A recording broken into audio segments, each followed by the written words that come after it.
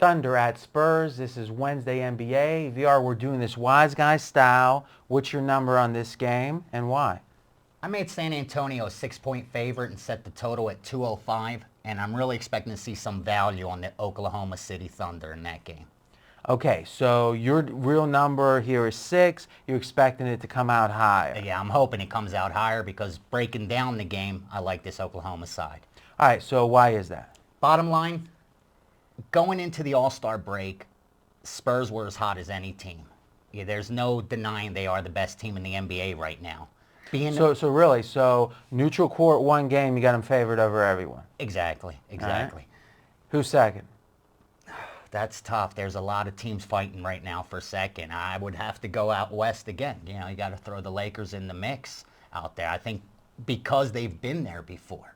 Teams like that champions know they're going to make the playoffs once they establish a record like the Lakers have already. They know they're getting in. Sometimes it's hard to go out and be hungry every single night, and I think that's what we're seeing with the Lakers. While other teams like the Miamis might look more exciting right now, the Celtics, but the difference with the Lakers is they're the champs. They've been there now. Get us to the playoffs. Get us to the playoffs. All right. So here's what to me that I think the lines makers agree with you, and to be honest, I don't. I think they are saying, oh, the Lakers are the Lakers, Phil Jackson is Phil Jackson. It doesn't matter till it's Game 7. It's almost like it doesn't, with Phil Jackson, it doesn't matter when it's Game 4 and they're up 2-1 and they're getting 8 points or whatever on the road and they get blown out. He seems to have a rhythm about him, which is unquestionably massively successful. And the fact that the Lakers just recently went to Boston and they were, what did that end up being? Like a 2-point, Boston was only a 2-point home favorite, right? Yeah. So think about it, is if you consider home court with a good team 5 in the NBA, that means they were saying the Lakers in that spot were 3 points better for it to only be +2 for the Lakers.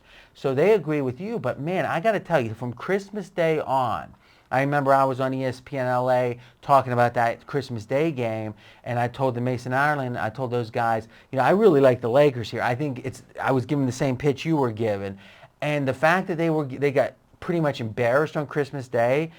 What would you say they've probably had 4 or 5 statement games this year? I think they're like 1 and 5. I agree. The Boston is the team you could argue that may be head-to-head right there with the Lakers, but I still think I agree with the odds makers there. I think they got it right because come playoff time, some teams just step it up. And I think the Lakers are that caliber of team that do have the potential to just step it up when they want to. So that's 2 different questions. But you're right. The statement games that they had opportunities so far to step it up, they haven't come through. But was it really a statement game for this team? We got the ring. Get us to the playoffs, then it's a statement. If that's the case, then there's no statement games. If the Christmas Day game, if going, if at home against the Celtics, if that's not a statement game, then nothing is. I don't think they do have a statement game during the regular season anymore. I really don't. I think it is a statement game for their opponent. Then that actually makes the question a different question, which is who's the best, who's going to win it? You might say the Lakers have the best chance or the second best chance behind the Spurs, but in the regular season, who's going to be favored in certain matchups? Now, if you're telling me the Lakers don't care about the regular season, then that's going to have to be adjusted for in the line, exactly, right? And that's one of the reasons I don't bet the Lakers much. I might have bet them maybe 2 times all season. I don't think there's value on that team during the regular season. I don't think you'll ever get value. Because they're a premium on them anyway, plus they're geographically close to Vegas, which affects the line here a little bit. Okay, so we spent a few minutes on everything except why the Thunder has value. So. Bottom line, first 2 times these 2 teams played, the Spurs manhandled them. Okay, the break is huge right now, the All-Star break. Spurs proved their point going in. They were playing for the best record. They got way ahead of Dallas. Now they're 6 games ahead when they were closer before that stretch, and they went on the road for 9 straight games, San Antonio. Then they get to take their break, their All-Star break. This is going to be their first game coming back. On the flip side, Oklahoma City gets a warm-up game against a team like Sacramento playing tonight. So now this is an interesting concept for post All-Star break handicapping. You think a team playing, and this happens in the NFL preseason, is when you have a team play in that first week when there's only 1 or 2 games, and it varies every year. They usually have a big advantage in the second game because they're playing someone that's playing their first game. So you're saying even with only a week off, or in this case, the Spurs played last Thursday, so with 6 days off, you're saying it's a disadvantage of the Spurs to have had 6 days off where Oklahoma City's playing back-to-back. You actually give the advantage to Oklahoma City. Because of that break. Now, if this was regular season and one team had 2 nights off and the other team was on a back-to-back, no. But being that this was an all-star break, and like you said, they're off 6 days, I think that is a difference maker. And I do give the edge to Oklahoma City playing tonight against Sacramento and then having to play a team like San Antonio. So when we look at Wednesday's card in the NBA, you're looking to play the teams that play Tuesday and looking to play against the teams that this is their first game. Yeah, if there's some line value well, there. Exactly, but that's one factor for you. Absolutely. Especially when you're looking at a team like the San Antonio Spurs that are so mature. I mean, this is a veteran club. They Which, know, in theory, the rest helps them more. True. And that's why when you look at them playing on 3 days rest, they've covered every game. But we're not talking about 3 days rest. This is 6 days rest. It's a difference being the break.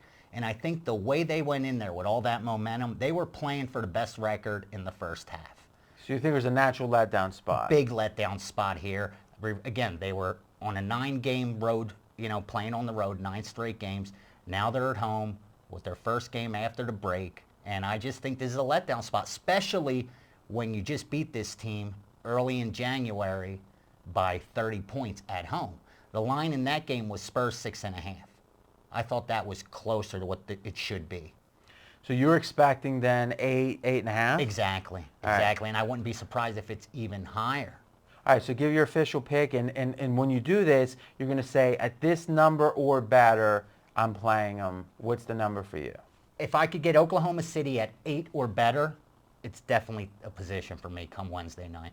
All right, now what I've been doing with Marco, and I'm going to start doing with you, is I don't handicap basketball day to day. So I'm acting as the host here, but I'm also applying many years of You've been in the game. In the game, baby, for a long time. Many years of handicapping experience. So I'm going to sit in the role of the viewer and say, if I were watching this video, here is my takeaway from it. And I'm either going to say agree, neutral, or fade. All right, on this case, I'm going to call it neutral. One, I'm not crazy about even just getting, let's say that you think the number is 6.5. At 8, I don't know if there's enough value for me to hit 55% there. And the idea, now at 9.5 for sure, I don't see that number coming out. Yeah. Number 2, I think Oklahoma City's a sexy team. And even though, let's be honest, the Thunder get a lot of public backing. So I think in general, the Spurs aren't sexy. And they don't have the flashy players. They don't have Durant. I mean, everyone's thinking he's old. I think in general, the Spurs are a good ATS team. And I think in general, I look to fade the Thunder simply because I think they've become a hot team in the eyes of the batters. And I'm not always I'm really always very disinclined to fade San Antonio. I mean, Popovich and those guys have just won. So I'm going to call myself neutral on this one. You won't get rich betting against the Spurs. No. Or betting against you. That's why I'm neutral. Exactly. But you can't forget this. And we talked about this a few weeks back. Going into the break, isolate those teams that are way ahead, higher than 50% ATS. Remember, they like balance, the odds makers. Spurs are one of those teams that have covered the most games in the NBA, more or less. If anything, we're going to see them overvalued now in the second half of the season, and I think you're going to be paying a premium to back the San Antonio Spurs. As boring as they may be, that's all we heard about in the break. This is the best team in the NBA. This is the best team in the NBA. You make an interesting point. I think there's typically 2 factors that make up a premium on a team. One is the results, and you're speaking the Spurs results are going to cause a premium on them. And number 2 is their sexy factor. So if the Lakers had the best record in the league, there'd be much more of a premium on them than the Spurs. But considering their ATS record, you might be right, where we're going to start seeing, and maybe we've seen it, a slight premium put on them. And remember, we're talking about a point or two. That's what the value is. In the last 10 games, Spurs are 7-3 straight up and ATS. Oklahoma City's also 7-3 straight up, but they've only covered 4 of their last 10 games. So I think this is a team that we're going to see a little on the flip side. They're 50-50. They're 27-27 ATS right now, Oklahoma City. So before, when I saw you in the bathroom before we started shooting and you were practicing in the mirror, was it that stat you were practicing? No. That was for the next game. For the next game. All right, now it's your turn to continue the conversation in the comment section with VR and me. And next up, we're going to be breaking down another Wednesday, in this case, college basketball game, and then VR's got a Thursday game for us.